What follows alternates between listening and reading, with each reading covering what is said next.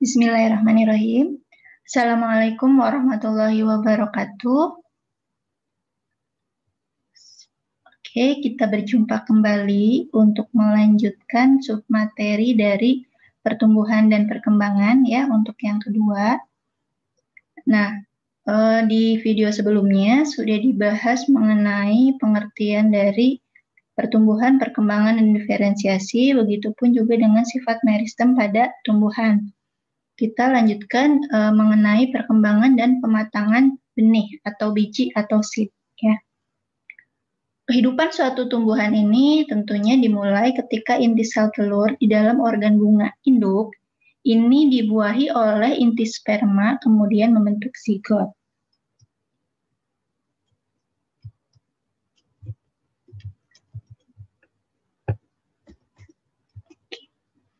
Nah, biji itu tentunya dibentuk dari bunga ya. Kita lihat dulu.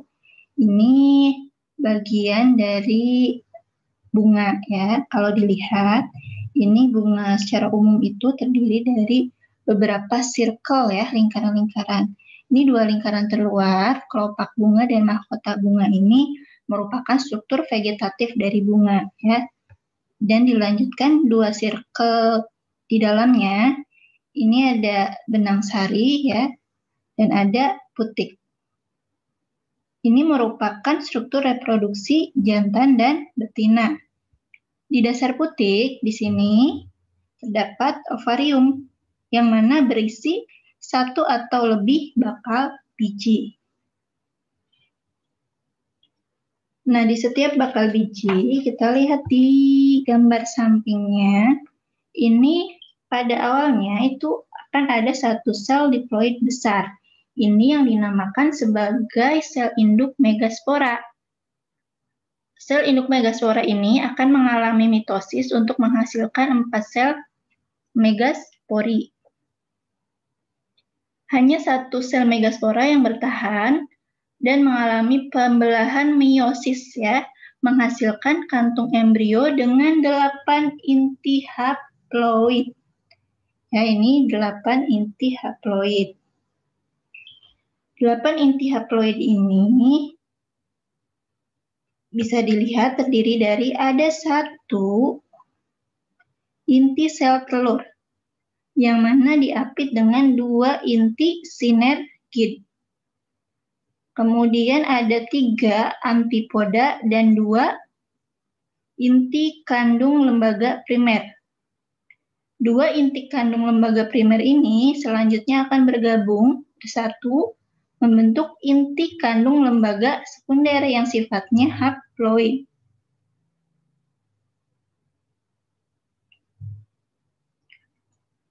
Nah, selanjutnya ini untuk struktur dari reproduksi jantan ya, atau benang sari. Ini kalau dilihat tadi pada bunga akan mengelilingi putik. Ini terdiri dari ada kepala sari dan ada tangkai sari. Nah, ini antera ya, kepala sarinya itu mengandung sejumlah besar sel induk mikrospora yang masing-masing akan mengalami meiosis untuk membentuk mikrospora bersel tunggal yang tidak berinti. Nantinya mikrospora ini terbungkus dinding luar yang nantinya akan membelah secara mitosis membentuk 2 sel ya. Ini ada sel nukleus atau inti tabung ya, dan sel generatifnya. Jadi kalau si serbuk sarinya itu sudah matang, akan dikeluarkan dari kepala sari dan nantinya akan masuk ke permukaan stigma ya, masuk ke putik. Ketika sudah mendarat di permukaan putik, ini akanlah terjadi penyerbukan gitu ya. Nah, pada tahap si serbuk sarinya itu sudah masuk ovarium dari putik, ini akan memasukinya itu melalui mikropil ya, melepaskan 2 inti sperma ke dalam kantung embrio. Jadi 2 inti sperma ini nanti akan dilepaskan inti sperma yang pertama akan memasuki sel telur, membuahi sel telur tersebut dan membentuk zigot. Dan yang satu laginya ini akan membentuk endosperma triploid ya. Dia akan bergabung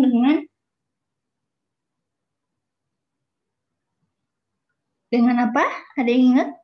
Dengan inti kandung lembaga sekunder membentuk endosperma yang sifatnya triploid. Karena tadi kan endosperma karena penggabungan dari dua inti kandung lembaga primer masing-masing haploid kemudian bersatu menjadi inti kandung lembaga sekunder yang sifatnya diploid, dan ini ditambah lagi dengan satu sel sperma yang haploid juga, maka jadi endosperma yang sifatnya triploid ya. Nah, kemudian kan nanti itu akan membentuk zigot tadi ya, untuk sel telur dan sel inti sperma yang menyatu membentuk zigot. Ini untuk zigot ini akan mengalami perkembangan ya. Contohnya ini pada embrio dikotil ada 3 tahapan utama. Yang pertama tahapan globular ya. Karena kalau dilihat di mikroskop itu membentuk bulatan. Ini mengalami banyak pembelahan dan juga ada suspensornya ya untuk menjangkar atau mengikat ya di bagian dasar. Ini sekitar 64 sel. Kemudian tahap utama yang kedua adalah tahap bentuk hati ya, heart shape. Kemudian tahapan yang ketiga berkembang lagi menjadi tahap torpedo. Nah, di tahap torpedo ini meristem apikalnya yang ini ya, ini mulai berfungsi. Nah, ini juga mulai muncul radikula. Hampir mulai berkembang gitu ya radikulanya. Ini kalau dilihat di bawah mikroskop ya, perkembangan yang mungkin lebih rinci. Ini untuk yang pertama, ini merupakan embrio satu sel ya setelah pembelahan pertama dari zigotnya. Ini untuk gambar B. Ini embrio dengan 2 sel. Yang C ini embrio dengan 8 sel. Yang D ini, nah ini merupakan awal dari perkembangan utama yang pertama, yaitu tahap globular ya. Bisa dilihat ini membentuk bulatan. Nah, selanjutnya masuk ke tahap utama yang kedua itu, jadi ada tahap berbentuk hati yang pertama ya, awal. Ini seperti ini, sudah muncul terlihat kotiledonnya ya.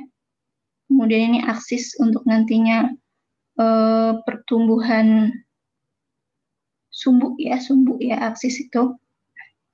Nah, untuk yang F ini tahap berbentuk hati yang selanjutnya ya, tahap lanjutan dari yang berbentuk hati. Nah, ini untuk yang G, tahap utama yang ketiga yaitu bentuk torpedo.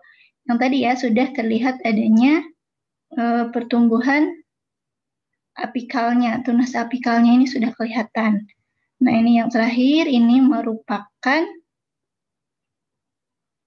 embrio yang matang ya, sudah ada kotiledon, sumbunya, kemudian ini ada, nah ini nanti radikulanya di bawah sini ya. Nah, ini untuk gambaran zigot ya. Kalau zigot utuh, ini letak inti zigotnya, nukleusnya, dan pada tumbuhan itu ada vakuola yang cukup besar, integumen, ada kantung embrionya ya, yang mana sini ada endosperma di sini.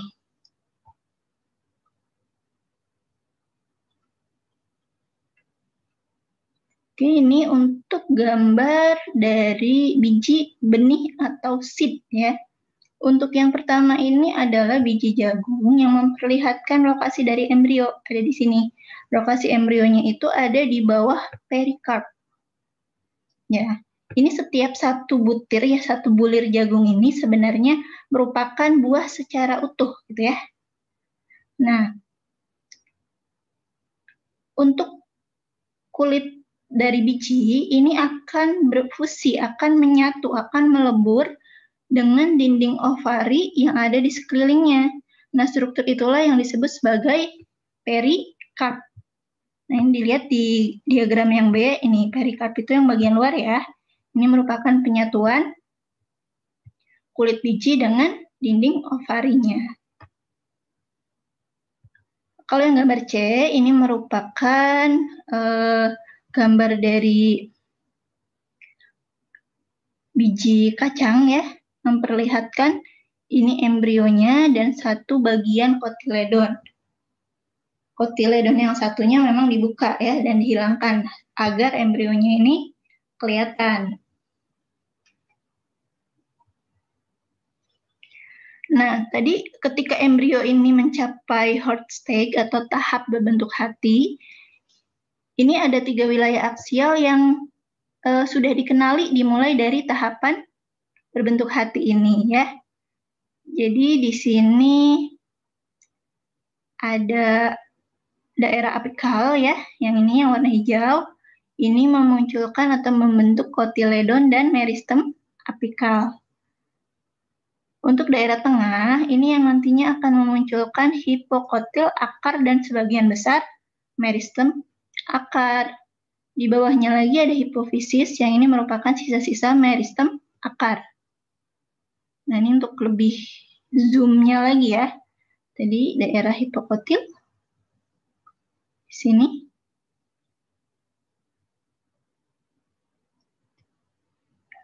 Nah, setelah tadi perkembangan biji, perkembangan benih atau perkembangan seed, kalau sudah menjadi biji yang matang, tahap akhir itu kan ya pematangan dari biji itu sendiri. Nah, perkembangan benih ini kalau sudah matang itu ditandai dengan terhentinya pertumbuhan embrio ya. Dan dia itu tahan kering. Jadi pengeringan dari si benihnya itu dia cukup dramatis ya. Artinya dramatis di sini kadar air dalam benih itu berkurang 80-90%. Jadi hanya bersisa 5%. Nah, benih juga di sekelilingnya itu dilapisi oleh dinding tebal ya. Juga dilapisi oleh kutikula. Nah, ini yang menghalangi penyerapan air dan oksigen oleh si biji tersebut sehingga dapat bertahan lama ketika memang kondisinya dia tidak mendapatkan air. Nah, sekarang kita coba membahas perkecambahan biji. Tadi kan bijinya sudah matang, sudah siap untuk ditumbuhkan kembali menjadi individu baru gitu ya. Nah, bagaimana dan kapan si biji ini akan berkecambah atau bergerminasi? Pertumbuhan dari si embrio yang ada di benih ini bergantung pada beberapa faktor. Ada 3 faktor yang sangat penting ya. Yang pertama, air yang cukup untuk menghidrasi kembali jaringan. Yang kedua, adanya oksigen untuk mendukung respirasinya. Dan yang ketiga adalah suhu fisiologisnya. Ya, suhu fisiologis ini untuk yang optimal itu kebanyakan 25 derajat Celcius sampai 45 derajat Celcius. Tahapannya bagaimana? Nah, ini diawali dengan peristiwa imbibisi ya, penyerapan air. Kemudian penyerapan air itu akan diikuti oleh pengaktifan metabolisme enzim-enzimnya. Selanjutnya akan memulai pembaharuan sintesis protein ya. Nah, ini akan dimulai pertumbuhan dan perkembangan karena membentuk protein-protein untuk pertumbuhan penambahan sel dari si tumbuhan itu sendiri. Nah, sekarang untuk kalian juga harus diskusikan. Coba sebelumnya kan sudah membahas mengenai osmosis ya. Nah, sekarang coba bandingkan persamaan dan perbedaan antara imbibisi dan osmosis. Nah, ini dicari tahu ya. Nah, ini sama ya, masih perkembangan dari perkecambahan tadi. Kalau didiagramkan kurang lebih seperti ini. Nah, jadi diawali tadi kan dengan imbibisi. Ya, imbibisi itu masuknya proses fisika ya. Ada penyerapan air dari potensial air yang rendah gitu ya pada biji yang sudah sangat kering, sudah sangat dehidrasi gitu. Nah, ini akan terhidrasi kembali melalui proses imbibisi. Nah, dengan masuknya air tadi, biji ini nantinya akan mengembang, kulit bijinya akan pecah. Nah, air yang masuk ini akan mengaktifkan embrio untuk melepaskan hormon GA atau hormon giberelin. Hormon ini akan mendorong aleuron atau lapisan tipis di bagian luar endosperma. Ini ada namanya aleuron, lapisan tipis, akan mensintesis dan mengeluarkan enzim. Enzim tersebut akan bekerja, akan mengeluarkan enzim. Enzim ini akan bekerja menghidrolisis makanan yang terdapat pada kotiledon dan endosperma. Proses ini nantinya akan menghasilkan molekul kecil seperti adanya pati gitu ya dari endosperma menjadi gula. Gula ini akan diserap endosperma oleh kotiledon selama pertumbuhan embrionya ini menjadi bibit tanaman atau seedling ya. Nah, ini gulanya. Ini nanti akan sebagai bahan ya untuk dia membentuk tanamannya, membentuk seedling, membentuk benihnya.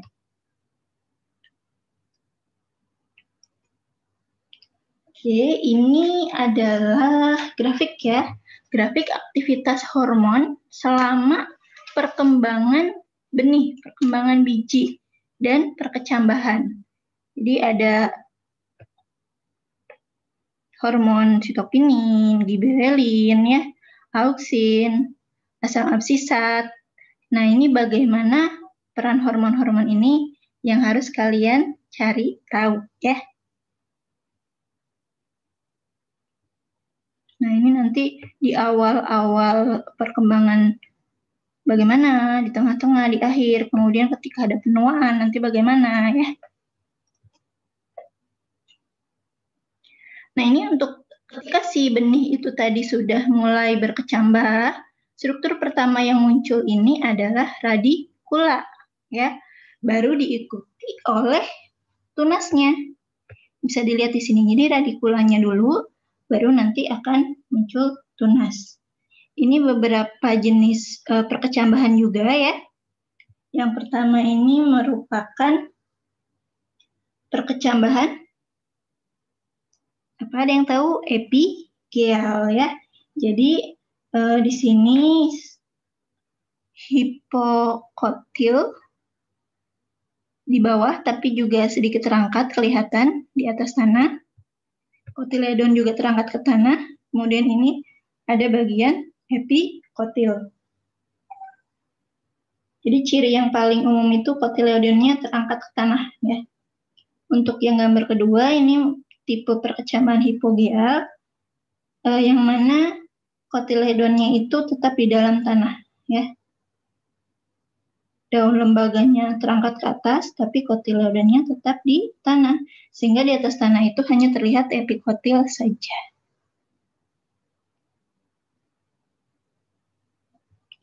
Ini gambar ketiga, perkembangan perkecambahan dari jagung ya. Ini ada daun pertama, ada koleoptilnya, akan seperti ini. Nah, ini untuk yang terakhir, tentunya setiap makhluk hidup akan mengalami fase akhir ya, fase penuaan sampai kematian. Nah, ini untuk penuaan dan kematian sel terprogram adalah tahap akhir perkembangan dari tumbuhan, sebagaimana makhluk hidup yang lain ya. Ini tahap akhir ini biasanya ditandai dengan peningkatan respirasi penurunan fotosintesis, dan pembongkaran makromolekul. Penuaan ini merupakan satu bentuk kematian sel terprogram ya, atau PCD. Ini diartikan sebagai proses di mana organisme menggunakan suatu ukuran kendali genetik atas kematian sel. PCD ini biasanya butuh energi yang cukup banyak ya, dan diatur oleh sekumpulan gen yang berbeda. PCD ini juga memiliki faktor penting dalam respon tanaman tersebut terhadap serangan patogen ataupun cekaman abiotik. Jadi kalau ada patogen, ini salah satu sistemnya ya dalam merespon, ini nanti dia akan memerintahkan sel-sel yang terkena patogen tersebut untuk sel-selnya ini akan diprogram mati gitu ya, sehingga ini mencegah penyebaran dari patogen tadi ke sel-sel lain yang masih sehat. Ya, untuk tahap kedua dari materi pertumbuhan dan perkembangan sampai di sini. Nah, yang perlu kalian cari tahu pada tahap awal perkecambahan, ya, ini kenapa ditemukannya itu metabolismenya hanya respirasi saja, tapi belum ditemukan proses fotosintesis. Itu silahkan dipikirkan ya. Sekian dulu untuk bagian kedua dari pertumbuhan dan perkembangan. Sekian dari saya. Assalamualaikum warahmatullahi wabarakatuh.